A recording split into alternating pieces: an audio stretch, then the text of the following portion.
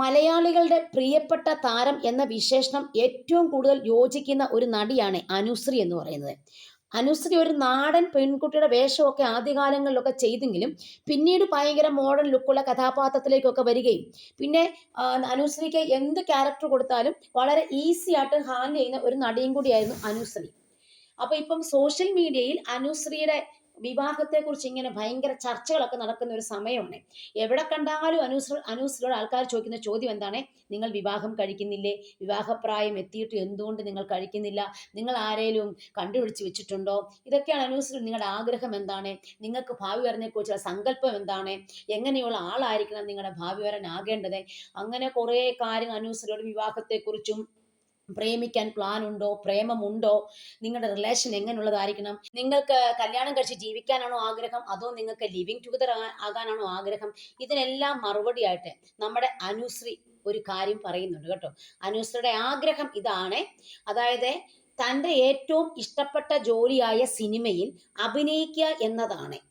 അത് നടന്നുപോയി ആരോഗ്യമുള്ളിടത്തോളം കാലം ഒരു നിയന്ത്രണവും ഇല്ലാതെ തന്നെ അഭിനയിക്കാൻ വിടുന്ന ആളായിരിക്കണം. അതിനാണ് ആദ്യ പരിഗണന നൽകുന്നത്.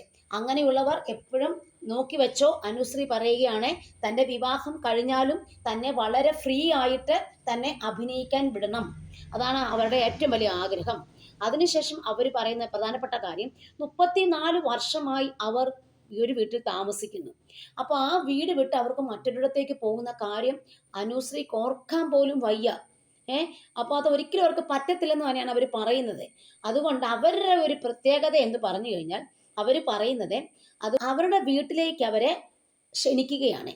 അവരുടെ വീട്ടിൽ വന്ന് നിൽക്കാൻ താല്പര്യമുള്ള ഏതെങ്കിലും നല്ല ആൾക്കാരുണ്ടെങ്കിൽ തീർച്ചയായിട്ടും കല്യാണം ആലോചിക്കാം എന്ന് തന്നെയാണ് അനുശ്രീ പറയുന്നതും. അതുപോലെ വിവാഹകാര്യം മാട്രിമോണിയിൽ കൊടുക്കാൻ പോകുകയാണെന്നും അനുശ്രീ പറയുകയാണ്. അങ്ങനെ വിവാഹ ആലോചനകൾ ക്ഷണിക്കാൻ ഉദ്ദേശിക്കുകയാണ്. ഇപ്പോൾ മറ്റൊരു വീട് വെച്ച് താമസിക്കണം എന്ന ടാസ്ക് ഉള്ള ഒരുപാട് ആണുങ്ങൾ നമ്മുടെ നാട്ടിലുണ്ട്. കാരണം മിക്ക വീടുകളിലും ഇളയ ആൾക്കാർക്കാണ് വീട് കൊടുക്കുന്നത്, രണ്ടാണുങ്ങളൊക്കെ ഉള്ള വീടുകളിൽ. അപ്പോൾ അങ്ങനെയുള്ള അവസരങ്ങളിലൊക്കെ മൂത്ത ആൾക്കാർക്ക് വീട് വെക്കേണ്ട ഒരു റിസ്ക് വരുമല്ലോ. അപ്പോൾ അങ്ങനത്തെ ഒരു റിസ്ക്കും അനുശ്രീയുടെ കൂടെ കല്യാണം കഴിക്കുകയാണെങ്കിൽ വേണ്ട. കാരണം നല്ല ഒരു വീടും അതിനുള്ള എല്ലാ സകല സാമഗ്രികളും സൗകര്യങ്ങളും എല്ലാം നമ്മുടെ അനുശ്രീ കൊടുക്കും. അപ്പം അവർക്ക് ഒരിക്കലും വീട് വെക്കേണ്ട ഒരു ആവശ്യവുമില്ല. അവർക്ക് അനുശ്രീയുടെ വീട്ടിലേക്ക്, എൻ്റെ വീട്ടിലേക്ക് വരാം എന്നാണ് അനുശ്രീ പറയുന്നത്.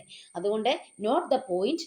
ഇങ്ങനെയുള്ള ആൾക്കാരിൽ നിന്നാണ് നമ്മുടെ അനുശ്രീ വിവാഹ ആലോചനകൾ ക്ഷണിക്കുന്നത്. അവരുടെ വിവാഹത്തെക്കുറിച്ച് അവർ ഈ സങ്കല്പങ്ങളൊക്കെയാണ് പറഞ്ഞിരിക്കുന്നത്.